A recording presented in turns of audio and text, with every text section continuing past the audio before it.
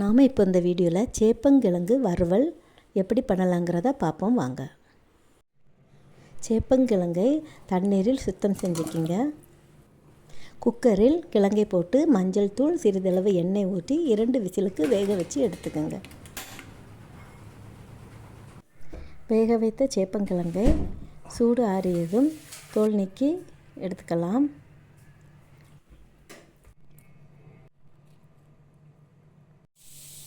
கிழங்கை வட்ட வட்டமாக நறுக்கி எடுத்துக்கலாம். கடாயில் எண்ணெய் ஊற்றிக்கலாம். 2 ஸ்பூன் எண்ணெய் ஊற்றிக்கோங்க. கடுகு ஜீரகம் தாளிச்சிக்கோங்க. தட்டிய பூண்டு சேர்த்துக்கோங்க. சேர்த்து நன்றாக வதக்கி விட்டுக்குங்க. இப்போ சின்ன வெங்காயம் நறுக்கி வைத்துள்ள சின்ன வெங்காயம் சேர்த்துக்கோங்க. 10 சின்ன வெங்காயத்தை நறுக்கி சேர்த்துக்கலாம். காயப்பொடி சேர்த்துக்கோங்க. காரத்திற்காக குழம்பு மிளகாய் தூள் சேர்த்துக்கலாம். சேர்த்து நன்றாக வதக்கி விட்டுக்குங்க. இப்போ வேக வைத்துள்ள சேப்பங்கிழங்கையும் சேர்த்துக்கலாம்.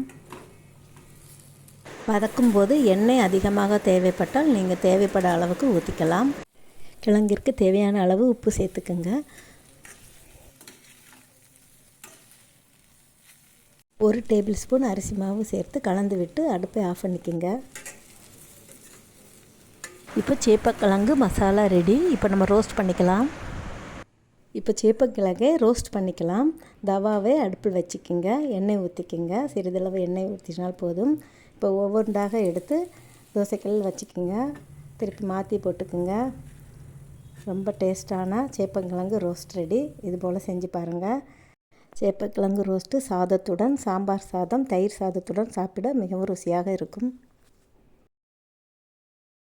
என்னுடைய குக்கிங்ஸ் வீடியோஸ் உங்களுக்கு பிடித்திருந்தால் லைக் பண்ணுங்கள், ஷேர் பண்ணுங்கள், கமெண்ட் பண்ணுங்கள், சப்ஸ்கிரைப் பண்ணி பாருங்கள். தேங்க்ஸ் ஃபார் வாட்சிங்.